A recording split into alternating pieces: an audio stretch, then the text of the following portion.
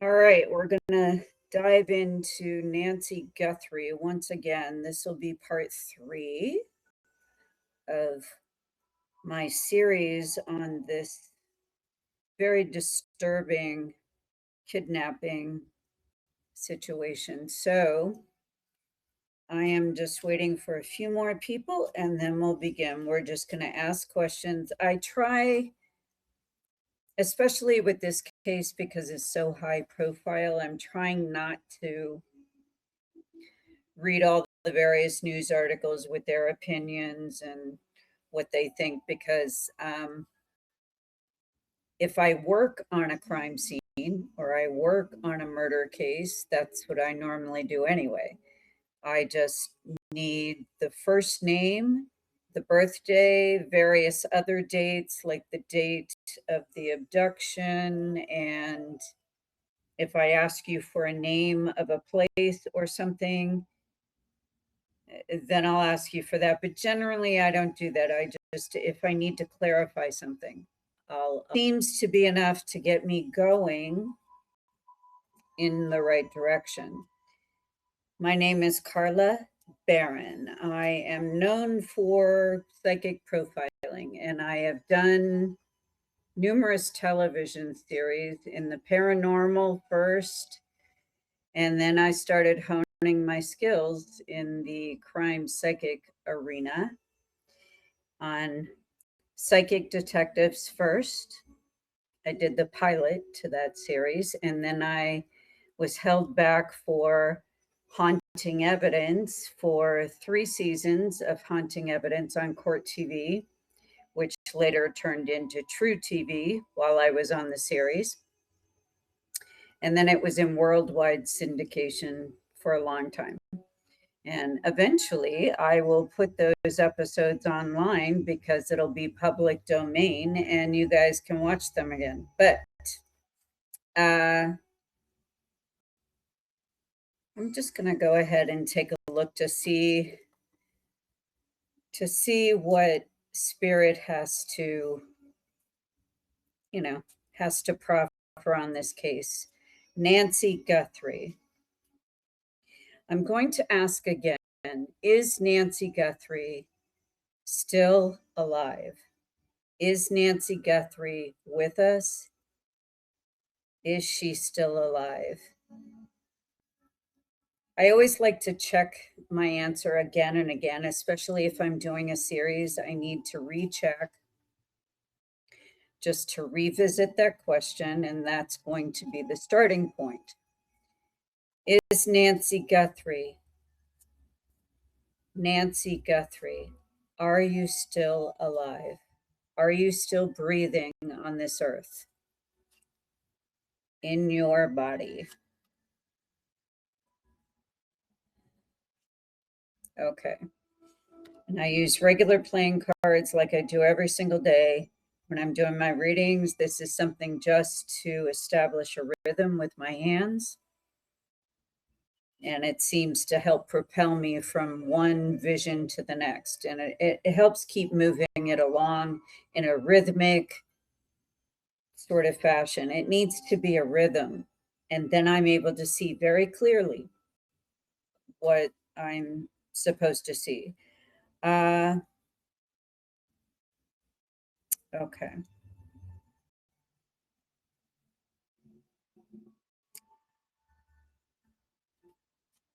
All right. The first thing that I'm picking up is that evening when she was abducted. I believe wasn't it January 31st, and then it led into February 1st. I get that she was happy. At the beginning of the night, everything was fine. I don't get really an argument or anything, which tells me that this was planned. This was actually planned versus something that was random or happened by accident, or I get there was planning with this. This was orchestrated. there were plans laid out and a time was selected for this crime, for this abduction. And I get element of surprise. That's one thing I'm seeing here, element of surprise. So she had no idea. And in fact, okay, again, I'm getting it's someone she knows, because I don't get any, I get a very even keel situation with her personality, with the events, with the conversation, with the dialogue, all leading up to that moment when that split second where everything changed. She is in a vehicle when it changes. That's all I can say right now. She is in a vehicle. She is being driven. That's when it changes. That's when the tone changes. She was happy when she got in the vehicle. Once she was in the car or a truck, or I don't even know what kind of car, because I'm seeing her inside the vehicle and she's happy. She's actually okay. Everything is good. She had a good time. Everything was fine. And then all of a sudden, the tone of the conversation changed abruptly without warning. And I again get that this was planned ahead of time. This was actually very carefully planned ahead of time. And she knew one of the people. She knew one. I get that there were two, but she knew one of them because she's fine. And then all of a sudden, the tone changes in the conversation. So I'm going to invite you to ask questions about the case, because you guys are following it much more closely than I am on the news and the interviews and what's gone on recently. So let's address anything new that's come up, if anything new. I'll try to look on a timeline to see, as far as timing and what they're giving me as far as resolution with the case, or at least movement. Because as I understand it, there hasn't really been any movement, but correct me if I'm wrong. Maybe there has been. I don't know. I've been so busy. I just haven't had 2 seconds to dive into all the news. Okay, if you need to ask a question about Nancy Guthrie, if something is bothering you about the case, if something has just been gnawing at you while you've been following, send me a request to speak and I'll put you on and we'll get your question in and I'll take a look. But right now, these are the elements that I'm seeing. I'm seeing that Nancy was happy that evening. So it wasn't that she was in a bad mood or not feeling well or anything. I think she was in good spirits. Everything was great. And then I see her getting into a vehicle. She's still happy. Once they are driving, that's where, oh, okay. I'm being shown something, but I'm going to wait for the questions. I'll remind me to tell you what I just saw. But I just saw what caused everything to abruptly change in the car, in the vehicle. I'm more concentrating on the inside of the vehicle and not the outside at this point. Okay, I can switch my gaze to the outside of the vehicle, but right now, what's happening inside that car, as soon as she got in, is critical to actually a resolution here and finding her. Okay. Let's have your questions. So go ahead and submit a request and I'll put you on. I need your questions in order to take me into those different directions, and then I'll be able to see what I can see. And again, I'm a psychic profiler, and I try to take a look as best I can. This is what I've done for decades now, and I'm known for it. I am invited on numerous high profile investigations.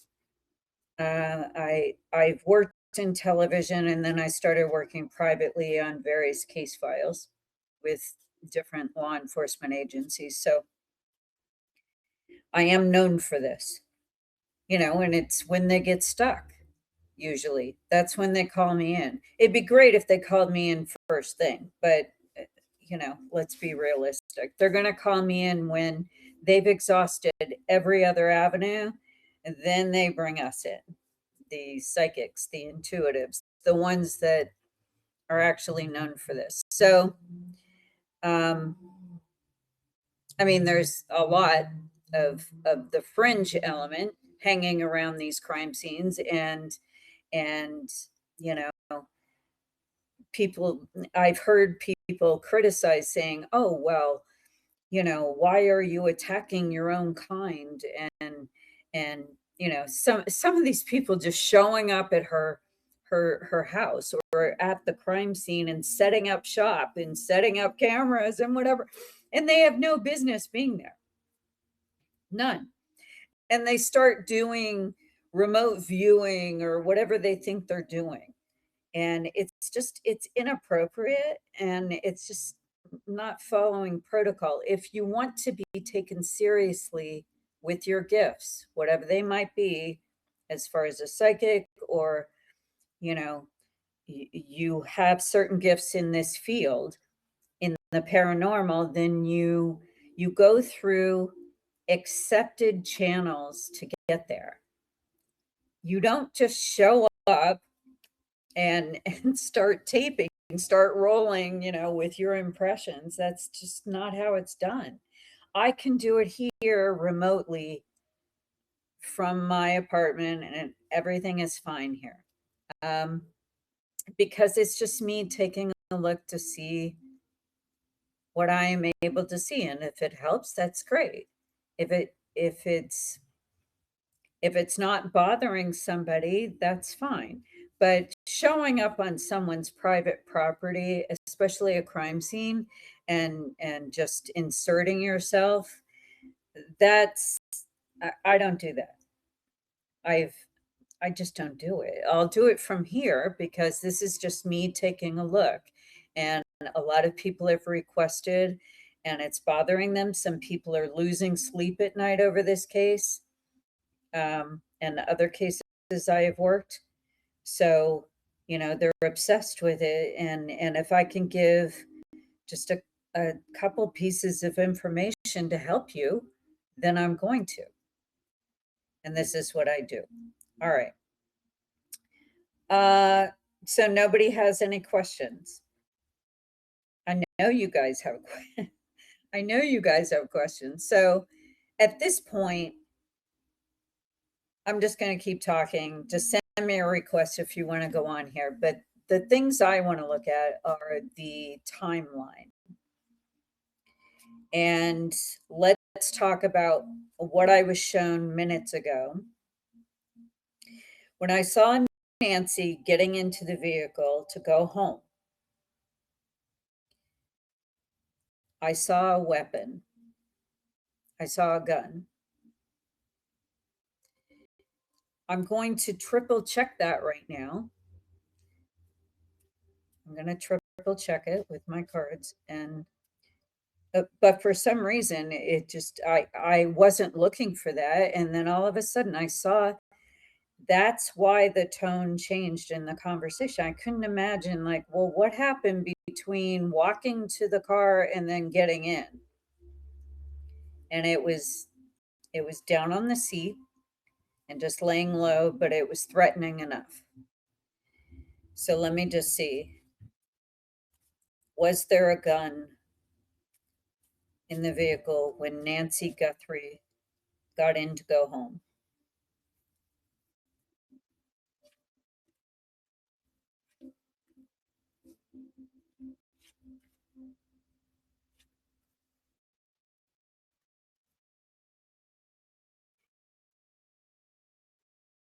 He wasn't going to use it.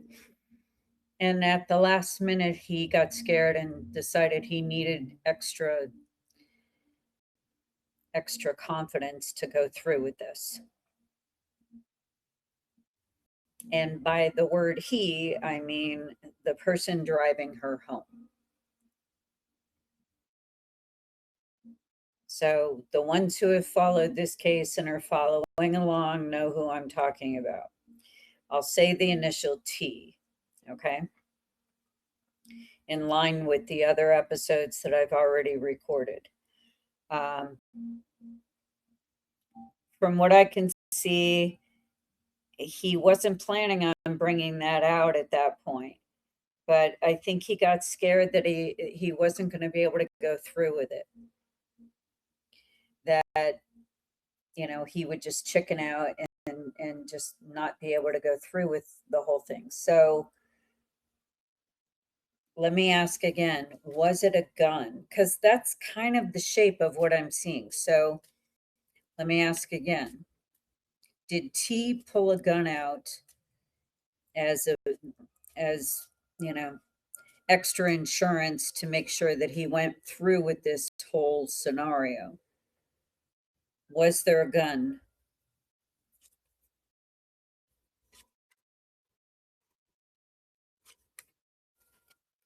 Again, I get this has to do with property, something of value that's property.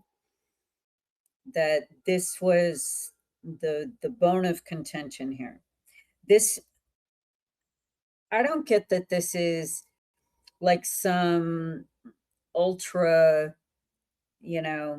government laced whatever. I think that there is someone that is retired or does work on the side with private private case files or something. That I see somebody that is law enforcement or a detective that absolutely is involved in this, no questions at all. But he looks like he went into like private detective work or something on his own. But it's more by word of mouth. I don't think he was hanging a shingle above his door saying he was a private detective. I think it was just by word of mouth. People knew that he was doing this on the side. But I get that the reason that this happened in the first place has to do with property, a wish for property, a wish for property of value. So let me see if it's an actual physical piece of property or if it's property in terms of like a business or something. All right, let me ask. Was this about a physical piece of property, a piece of land or a house? Was this a piece of land or a house? Let me look. Piece of land or a house.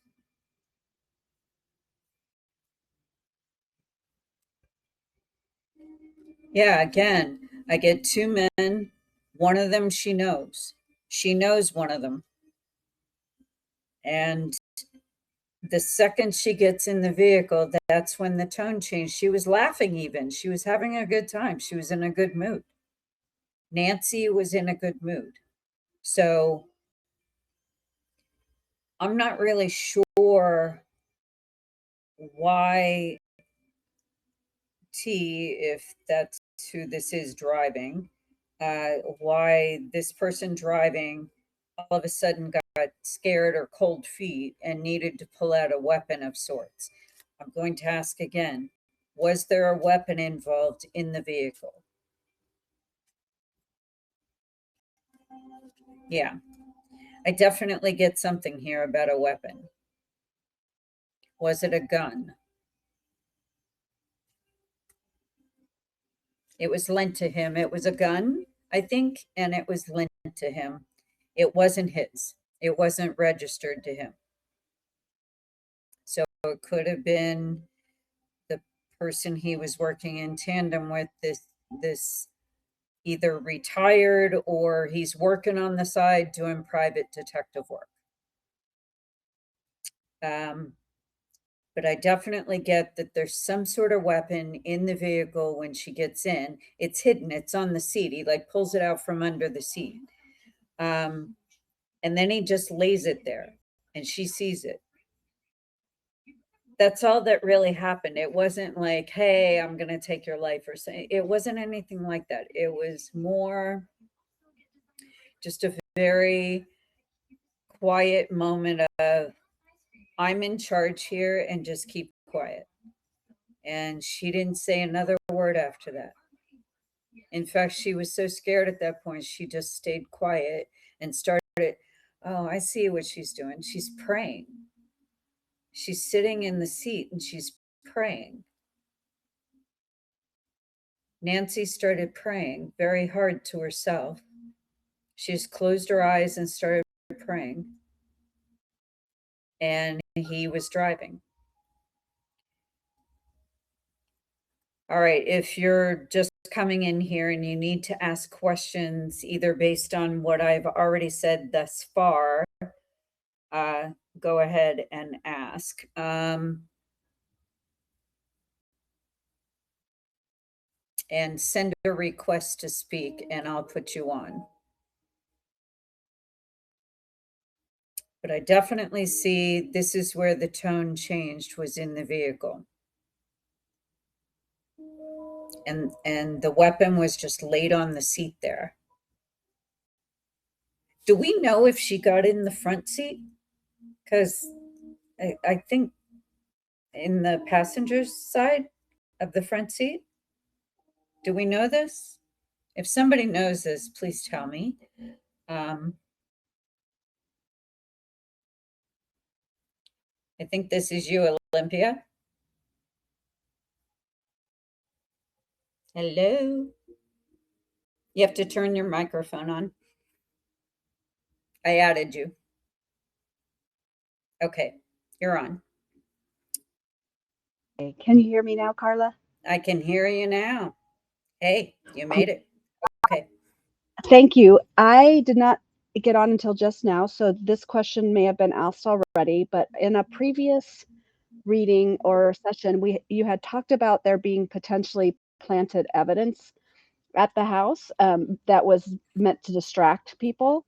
I'm wondering if there's any thought about that planted evidence being the blood drops that everyone's talking about on the front porch. Oh, okay.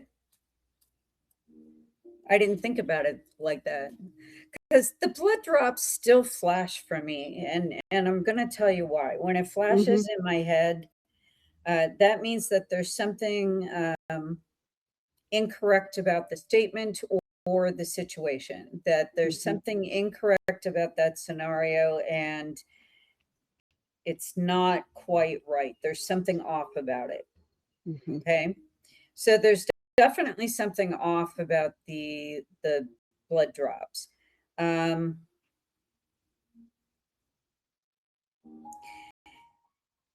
Again, I get one of, and I don't think it was the person driving. We'll call him T.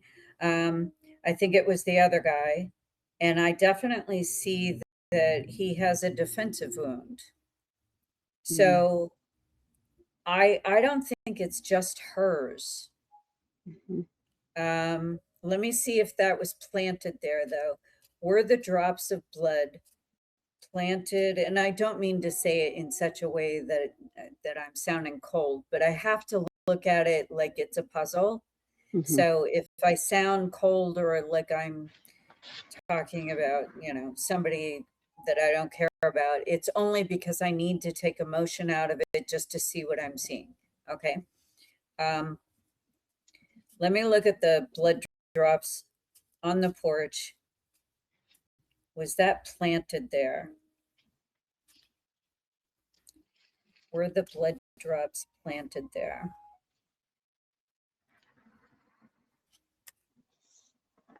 Okay, I'm getting a word and I'm not really sure what this means in the whole scheme of things, but I'm being told the word breadcrumb. Almost like they're dropping breadcrumbs trying to lead you away from something else. So look here, don't look here, kind of thing. Did they take blood from her? Did they take blood from her?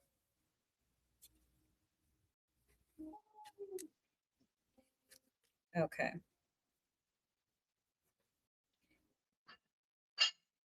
First of all, I don't, okay. This happened so fast.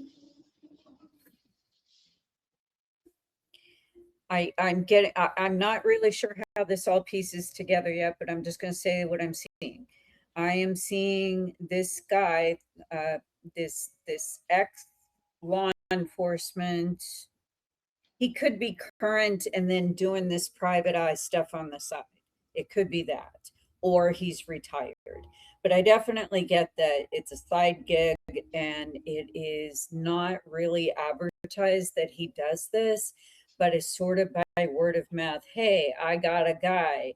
And then there are burner phones, or there's a way to communicate with him. There's a way to get to him to procure his services, because I think that he knows how to dress a crime scene.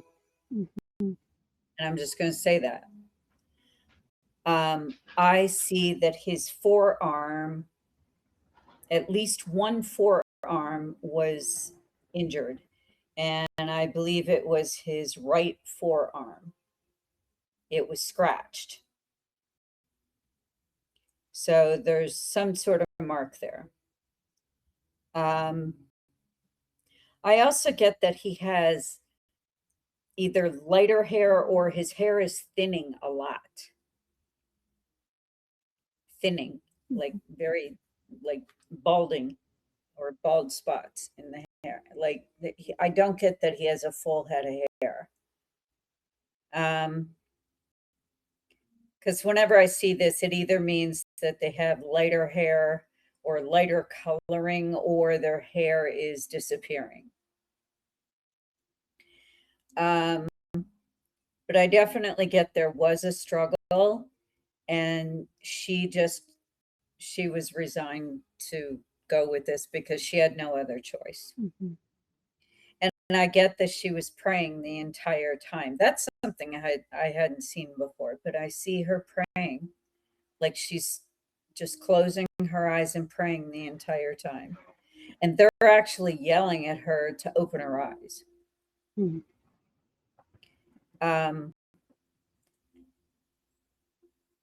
I don't think she survived longer than a few hours. I think that they did not do it there on the property. I see that she was knocked out with something. And I also get that in the struggle, he hit her head on something. I don't know what it was, but it was either when she struggled with him and he got scratched, it was either against the wall or something that was hanging on the wall hit her head. Because I definitely see the struggle, and Nancy is not strong enough, but she's not going to go without a fight.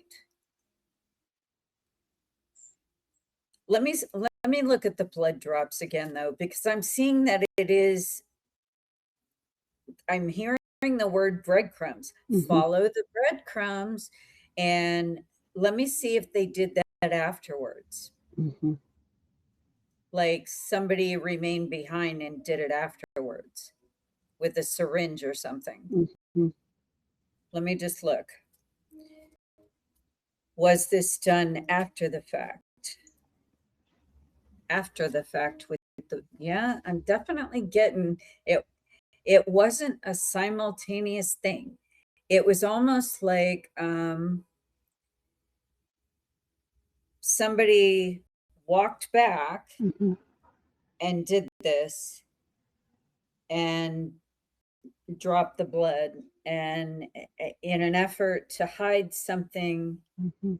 behind. I definitely get behind the house Mhm. is where the activity that they're trying to lead you away from. Mhm. Okay. I'm not sure what happened back there. I didn't read the articles. Was there anything in the back of the house? Yeah, they've been talking a lot today and this week about revealing that the back door had been propped open, and that's where one or both person could have entered. And that's what made me. And they've also talked about the blood drops being dropped from about 3 feet straight down. So people had been thinking, oh, she could have been rolled up and carried in some sort of blanket. And my thought was, I wonder if they dropped them Mhm. because they're so Yeah, perfect and from a I'm yeah. getting more like they extracted the blood Mhm. with a syringe and then they dropped it on purpose. Like this was all planned out. I Yeah. get that this was very orchestrated, minutely so, Yeah. uh, down to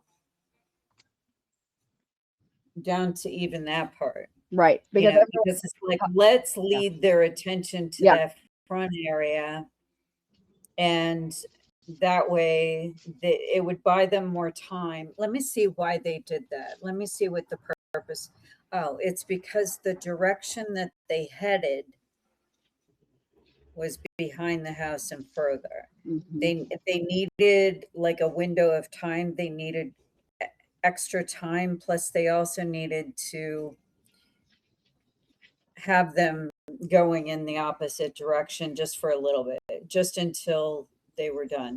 Yep. I definitely get that she was taken to another location though, Mhm. and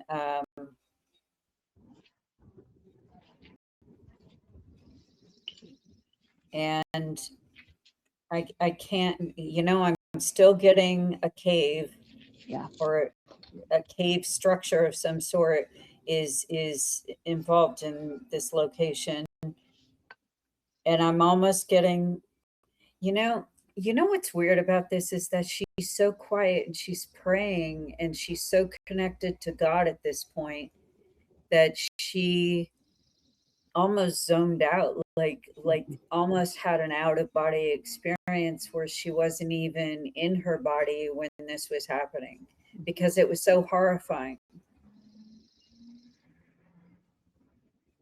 I get that she connected that Mhm. deeply with the spirit of God or her guardian angels or whatever, she was praying. Mhm. And I get that she had an out of body experience where she wasn't really concentrating on the events in front of her. Mhm. She was just zoning out as much as she could, and she was almost lifted out of her body that way. And thank God. I see the syringe hitting her neck. Mhm. I see the syringe in her neck drawing blood. So I think that happened and they went back to dress the scene. Mhm. The one guy did. Mhm. The ex, I think one stayed with Nancy and the other one went and dressed the scene. So the one that knew how to dress the scene was the one that went back. Mhm. Ex, I get ex law enforcement, but I also get he's also possibly ex-military. That's interesting. Mhm. Um, because he's very precise. He's very mechanical with his movement. Um, and he's he's got a mission to do. He goes and he does it and then he's done and he's not even thinking about any consequences. He has this mapped out very carefully Mhm.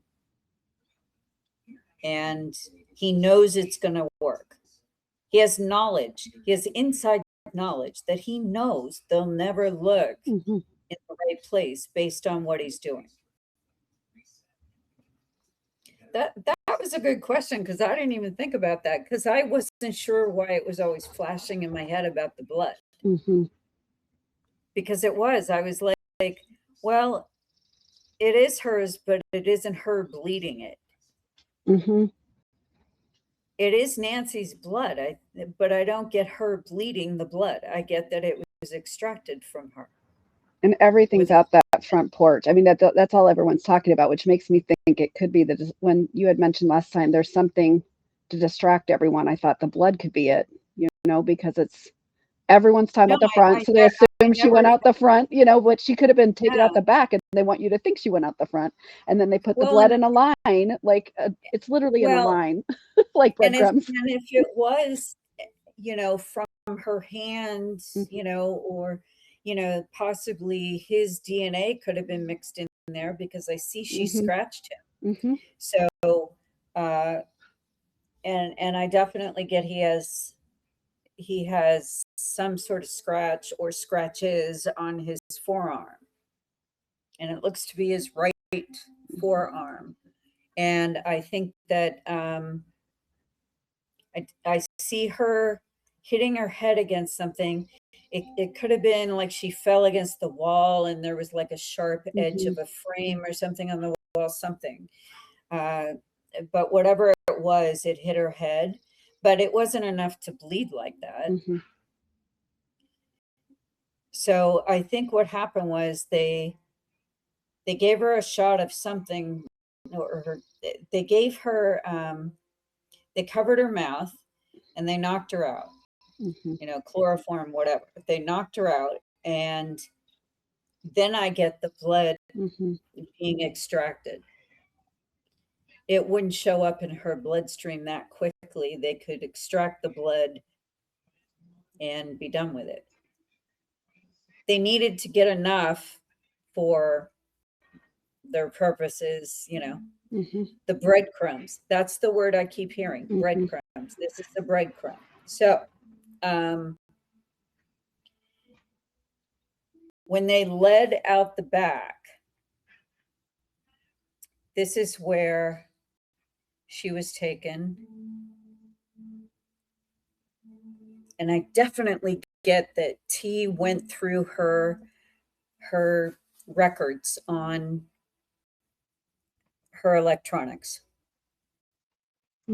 So he either had her open it, if it had to be a thumbprint or a fingerprint or her face, he had her open up whatever the device was, because I definitely get him coming through. And he's looking through various records, various correspondence for something. He's looking for something. I don't know what he's looking for yet. I'll look at that later. But this is the first time I saw some sort of weapon in the seat with her.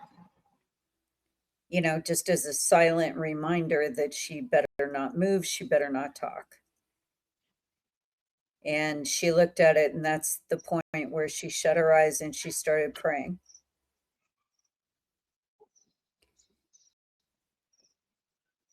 She didn't make it past that night. Let me check that again. Was Nancy alive 24 hours later? Nancy, were you still breathing 24 hours later? No. And that's a hard no. She was definitely deceased at that point. They had no plans on, see, this is what I got to look at now, because they had no plans on delivering her alive for a ransom. I think the ransom was just like an extra that they added to the whole thing. I think the real information that we're looking for is whatever he was looking for on her device. That's why this happened. It's either the deed to a house or a bank record or a safety deposit box of some sort or something where he could add his name, as a signature or something. But I'm telling you, I am not picking up that the ransom was the reason either. So this wasn't just some random person who said, "Oh, let's grab her. She's the mother of somebody on TV." No, no, no. I mean, you could go there in some cases, but not this one. This was a very private, very targeted, very planned out, orchestrated scenario. And it was bought and paid for. There was a money exchange to this ex-law enforcement, possibly also ex-military. God, I mean, can you imagine, like, just, you're going about your day, you're with your family, you're having a good time, and then, somebody has, like, is taking issue and has been grinding that axe for how many years, and then they decide that all of a sudden, okay, well, I'm taking my piece of the pie now. And, oh my God. Can you imagine just having that much hatred in your soul that you just sit around and you plan these things? It's like, go get a job or go build a business of your own. Like, why do you have to feel like you're entitled to something of somebody else's? And this is the problem I'm having with this, is that it seems extremely personal. Like bitter, personal, words were said, words were spoken that they couldn't really take back. So, and it looks like it was brewing for a long time before this was even executed. This was brewing for a long time, and then there was just like one small little thing that tipped it over, that sent the whole thing into motion. And I think he had all the players right there, ready to go. When I make the call, that's when we go. And I think something happened. I think there was a trigger event, or something was said, and that was the last straw. He just had it. So I'm sorry. I know, and I apologize if I'm wrong, but I just keep getting that. Let me double check this. Is T the person that I am seeing involved in this? Oh yeah. And it was definitely somebody that was capable of love and warmth and all the good things, but he snapped. He snapped and he was embittered. He was carrying this rage for years. Okay. So this was something that was building for a long time, just holiday after holiday, and like being passed over for this and that, and just, pretty much being the invisible person at all the gatherings, and not somebody that was really included. Always the outsider, always the outlander, always that person. That's kind of the feel that I'm getting for this. What other question did you have? I had one, which also you may have had before I got on, but I was wondering if Savannah's in any danger herself. Okay. Is Savannah in danger physically?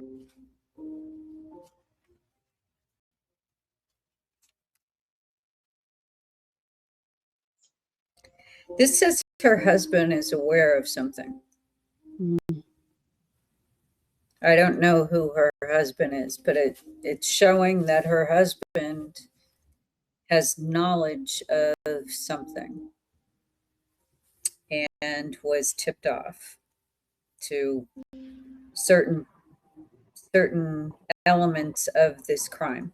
Mm-hmm. And she is aware by proxy of her husband about these events. So her husband told her and just said, just never say a word. Just go about your business. Mm-hmm. Just don't say anything and you'll be fine. We'll be fine. Our family will be fine. We won't be in danger as long as we just play along. So the guilt that we are seeing publicly has a lot to do with that. Mm-hmm. I mean, yes, she loved her mother. Okay, that's evident. But it's like guilt on top of that love. Like, she's taking it awfully personally for something she had nothing to do Mm-hmm. with. You know what I'm saying? Like Mm-hmm. it's more than just, oh, she's a celebrity and her mother got taken because she's a celebrity. It hasn't, I don't think that's it. I think she is aware of what I'm seeing, this Mm-hmm. piece of information, this intel that I'm seeing, that her husband told her, and they're aware of it. It's within their inner circle there, Mm-hmm. which tells me that if it is this T guy, okay, Mm-hmm. if it is him, they got to pretend and Mm-hmm. just go along, and everybody will be fine. Our family will be fine. I have been told that nothing, no harm will come to us as long as we just keep going on and ignore that part of it. And I think that's the guilt that's weighing on her every minute of every day and every night. Mm-hmm. Does that make any sense to you? 100%.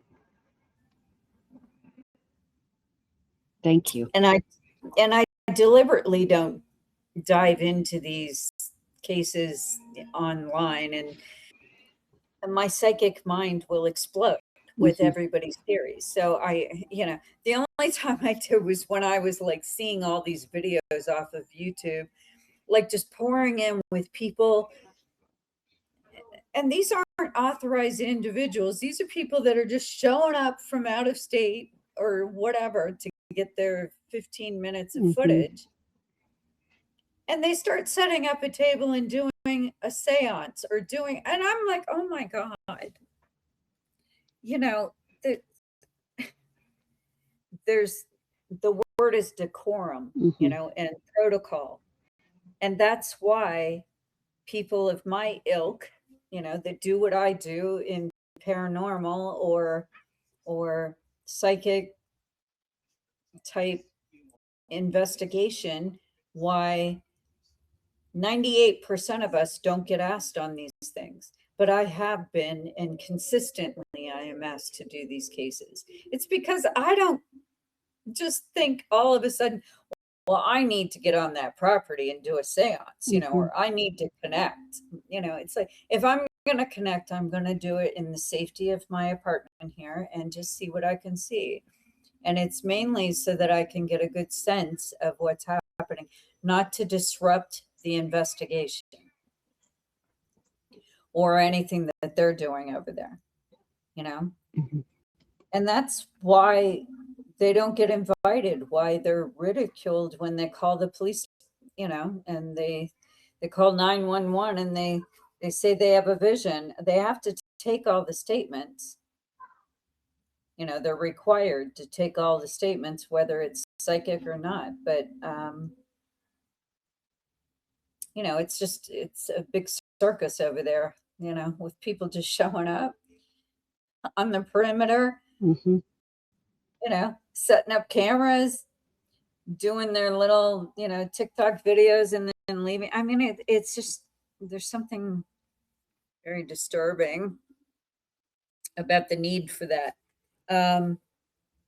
You know, to get clicks or make their advertisers happy or whatever. I mean, I can see it if you work for a news outlet or a magazine or a publication. I can see that, you have to go through channels and you're on a list and they let you through.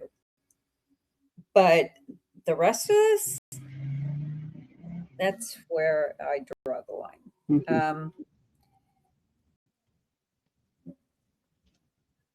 I'm gonna, while you're still on here, I'm gonna take a quick look at timing to see if we're going to have a first window. What is our first window for this case to finally be illuminated and there's resolution? First window for any type of resolution with this case where we find Nancy or we find out what happened to her. What is the timing on the timeline as of now for that first window?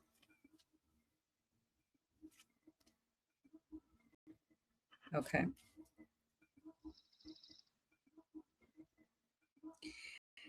Well, it's saying like right at the end of May, beginning of June is the chance for that's where the financial, like the forensics on the financial bank statements and the money trail might be located. Like there's some sort of exchange of money and they find something. And then I see 1st of July. So between 1st of June to 1st of July, that month is going to be critical for, that's where we can get our first illumination on a real sense of what happened. And the money trail is going to be the thing that tips them off. So there is some sort of receipt of monies, an account in the Caymans. I mean, whatever it is, it looks like somebody's under investigation and they uncover a money trail. That's what I'm seeing. Honestly, I'm not seeing any DNA evidence or any type of forensic evidence with crime scene investigation, solving this. I actually see it being a money trail. And they find it by accident because they're looking at something else. They're actually looking at something else, and they accidentally stumble upon this guy's accounts because they're looking at something else that happened.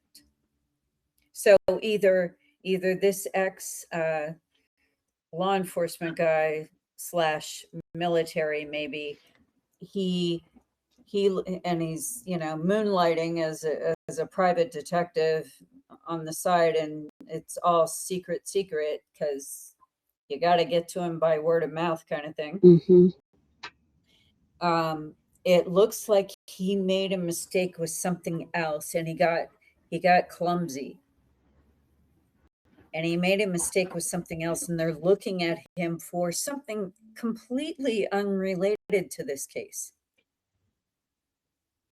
And it looks like it may be a drug case or something completely unrelated. And they look at his account, and then the dates line up with the Nancy Guthrie case. Deposits line up. So I don't think it was about ransom notes at all. I think those were all just sent out, because they thought it would look good. It was for the optics. I don't think those ransom notes I think they were real only because they were manufactured by these same people, the people dressing the crime scene. with the blood and the whole thing. Yeah, those are more breadcrumbs, right? The ransom notes. Yep. And I just, honestly, that's the first thing when somebody said, "Oh, what about the blood drops on the porch?" I'm just, and it still flashes in my head, which tells me there's Mm-hmm. something very off about that whole thing that isn't genuine. It's not real. Mm-hmm. So, did they extract blood with a syringe? A syringe you can get at any medical supply Mm-hmm. online. The guy probably has a closet full of this stuff, for his purposes. And did he extract? But I definitely see her neck area Mm-hmm. is where this happened. And I also see that she didn't make it even, Mm-hmm. I don't even think it was 12 hours later. I think it was that same night, very shortly after she was taken to the other location. And, then it was cleaning it up, disposing. I don't think there was ever, ever, ever going to be a handoff, Mm-hmm. or even the thought of a handoff, in exchange. That wasn't the original plan. The plan was always to remove her. Mm-hmm. That's why they don't know anything. Because it wasn't like, some extortion deal gone wrong or unsuccessfully. It looks like it was, what I said, a Mm-hmm. uh, very personal, targeted situation within that family unit.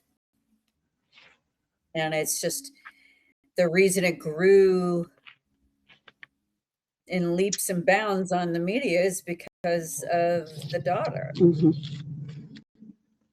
you know? But that's why the bitterness in the first place too, because of the daughter, because of all the wealth, and nobody was sharing the wealth. Only a few people were benefiting.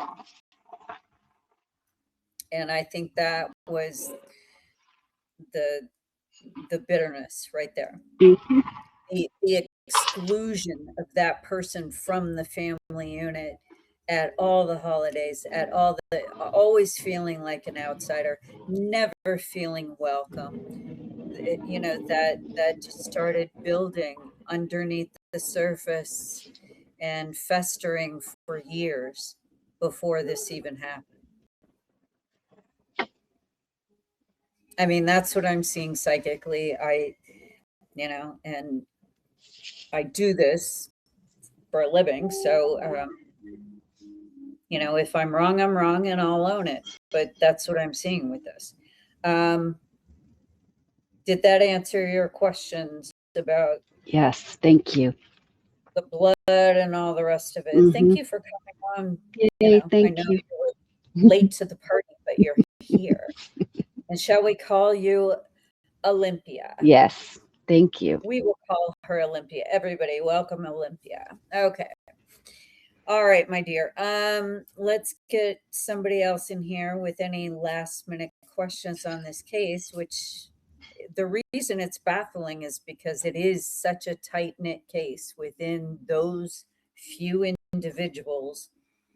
And the word cover up, yes, but the word breadcrumbs is highlighted even more for me. Psychically, that's the word that's flashing for me as breadcrumbs. So I just think this was orchestrated down to the tiniest little detail. But the good news is that, from what I can see, end of May to about July 1st is our first window where this ex law enforcement moonlighting as a private eye type person may have slipped up on another case that he was working, and he fumbled the ball, and he actually screwed up somewhere, because I'm seeing that they're looking into his records, his bank records. That's where I think they accidentally discover that certain deposits were made, and oh my God, that was the same time that Nancy Guthrie went missing, and then they start making the connection. I think it happens by kismet, by, you know, by sheer accident, that they stumble upon this, and then they start uncovering a lot of other stuff too. You know, this isn't this guy's first rodeo. I mean, he's out there, you know, doing this, doing the work that nobody else wants to do, and he knows how to dress a crime scene because he's been on enough of them. This is corruption. This is corruption, and it's making me sick.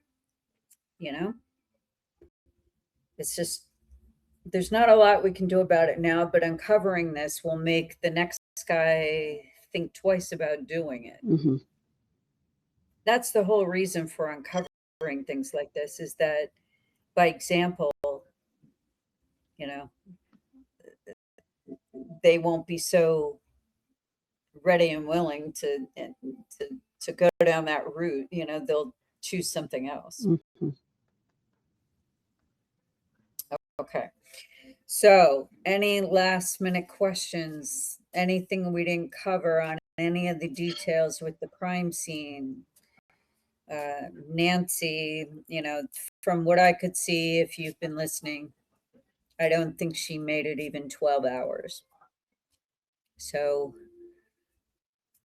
I hope I'm dead wrong about that. I hope you know, I'm just not seeing that. But I got very definite, she's no longer here. So, and she was praying the whole time, very, very hard, and had her eyes closed the whole time. I just see her praying so hard and just having an out of body experience with it almost. That's how hard she was praying and connecting with the Spirit of God, you know. So that was her comfort at the end. Janine,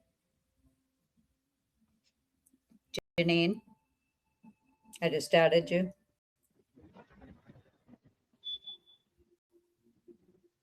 Janine, send me another request, because I clicked on it and I added you. Let me see if I can do it from here and just add you directly. Okay, I'm inviting you to speak now. Janine, you there?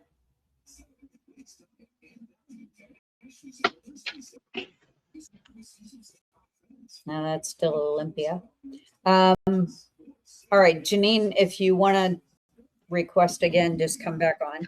I think she lost her Wi-Fi. So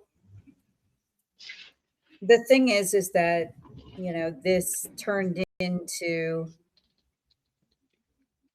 this extremely high profile case, and it was every news agency and every outlet was carrying this story. But, you know, people are hungry for this, and there are two sides to that coin, or that situation. You know, I mean, it's nice that everybody's hungry for this type of thing with crime, and they're so invested. But the other side of it is that they could actually do some harm and cause things to be delayed, cause the resolution of the case to be delayed, or actually tamper. It's the challenge of the show. You don't want it to seem too choreographed. It's got to seem a little messy. A lot of sitting there on the set. This is where I think Robbie stands. He's always going to have an opinion about whose mic is on it? Why am I had a reaction? As does Robbie. Olympia? I'm not sure if you've heard Olympia. a low habit of all about something big that's occurred. Yeah. What is that? Olympia, turn off your microphone. I don't know what that was. What was that? Olympia, turn off your microphone. Whatever you were listening to just came through. So sorry about that. Yeah, I was trying to I was just sitting here on my phone randomly and started playing a video, which is not what I'm on. How do I turn off my microphone? Do I press the black microphone button again? No, it's fine. I'm sure it won't happen again, but yeah. I was just sorry. It scared me for a scared second. me too. Like, what the hell? Anyway, Janine, if you need to get in here with your question before we wrap up, you need to send me another request. I put you on as a speaker, but I think you need to turn on your microphone. I'll add you again. Let me see. I'll add you again. I'm inviting you to speak. I don't know if that's working. It now? I have it. Oh, finally. Okay. Is that Janine? Yes, Yeah, it's me. Hi.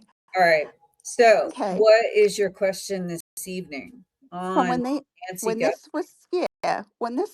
when they planned this out, was the main objection like did they determine that they were going to kill her that night, or they were going to make sure she died that night, or like she would ultimately die, that she would either never be found, but she would be dead? All right. I'll look at the timing, but I'm getting a yes and a yes. I'm getting the yes. Mm-hmm. And she even knew. Okay. She knew when this started. That's why I said the tone changed so abruptly when that weapon was brandished in front of her. You know, it was just laying there on the seat in the vehicle. Right.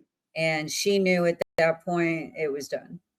So this was really built up as, a kidnapping and a ransom, but it wasn't a ransom because the end result is they just wanted to get rid of her, eliminate her. No, I think the ransom notes were also, breadcrumbs leading you somewhere else, red herrings that it was just something to distract everybody.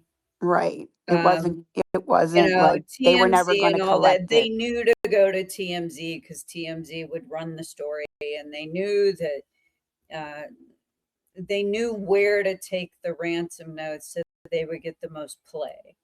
Okay. Right. So Right. I'm sensing that all that had nothing to do with this. It had to do with either a document that needed to be forged or changed or something, or a will, or an addendum to the will, or there was something that needed to be changed and altered or put back to the way that it was before.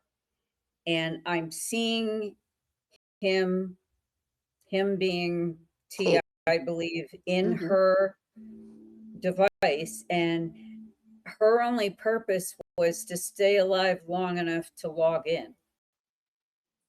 Okay.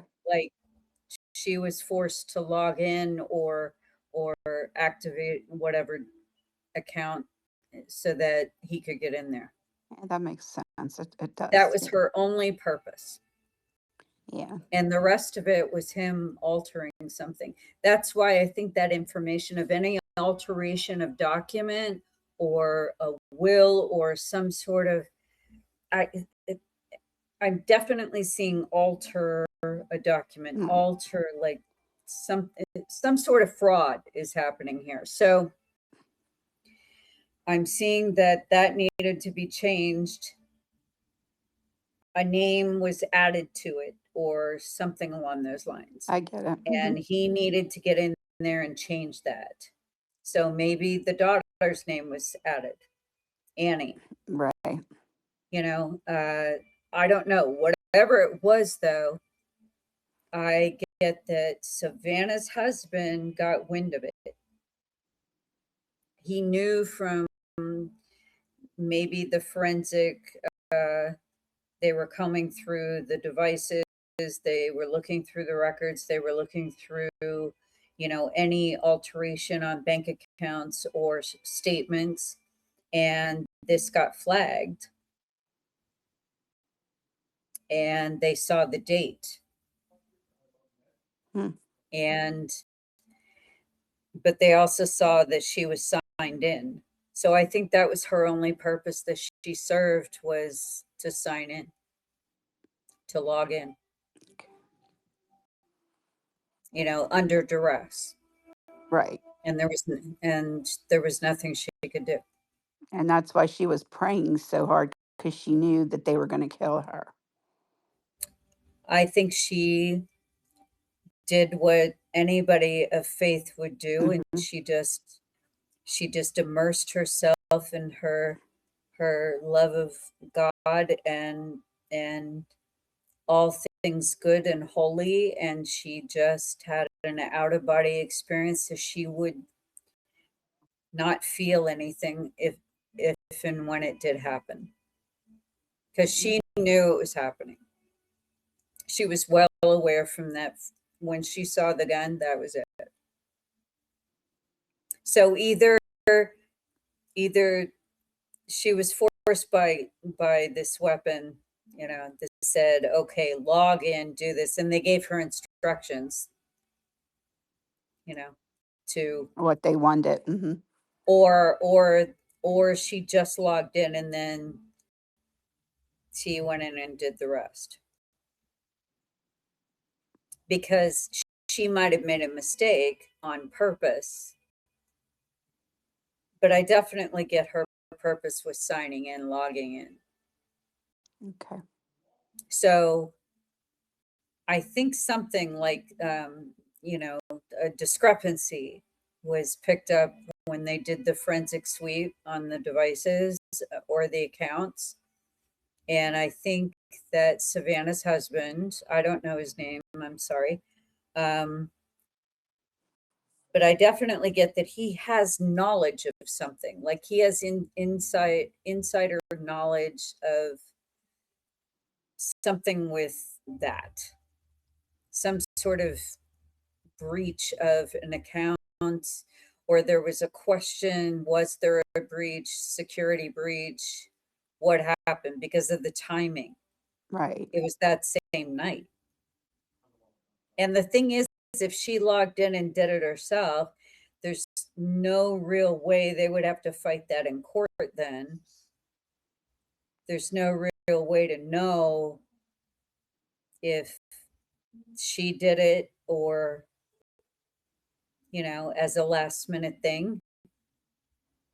She did it herself of her own volition, you know? Right.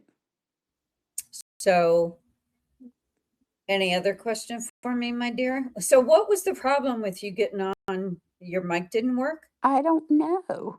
You It just just kept, wouldn't go on? yeah, it wouldn't go on. I don't have any idea. It was so weird. Huh. So, Well, but you're on now. thank So, goodness. Yeah. well, let's get any last questions in here. So, do you have any other question while I get you on? No, I don't think so at this point. I just, I can't, I just want something to break in that case, because I think it's just, but I really do believe a lot of that stuff, like you said, was breadcrumbs planted. So we would think otherwise, and they did a good job of that. Well, and it was done in such a way that they had enough lead time where nobody was nobody was questioning anything. I mean, they were all looking at Savannah's reaction and the family's reaction and Right. the public display, the outcry, you know. They were looking at that. They weren't looking at the things they were supposed to be looking at. And that was the whole point. That was the whole point. But some of this stuff is new that I saw tonight. So hopefully, any little piece of this that helps with understanding or illuminating for anybody listening. That's the reason I do this, is to shed light on what I can from my end of things. Again, the time frame I'm seeing is like end of May to about July 1st, something like that. Like that month, June. The month of June is going to be very telling. That's where I see the possible slip up. That's where he might slip up. The guy moonlighting as a PI, that's where he was working on something unrelated, I think. And they were combing into his accounts or something for something else. And it could have been a drug case, something else that was unrelated to this one. And he slipped up. And then they started looking at all the other deposits, and then they noticed the connection between the dates and Nancy Guthrie. And the light bulbs start going off. So if anybody has another question while we're in here, before I sign off, just go ahead and send a request. I'll get you on. Anybody have any questions that we didn't cover? Just something looming that wasn't covered yet that you want me to take a look at and see what I can see about it. Now's the time to ask. I mean, we'll do a part 4 if need be, because this has been a series on Nancy Guthrie. So I'll do a part 4 as it's needed. But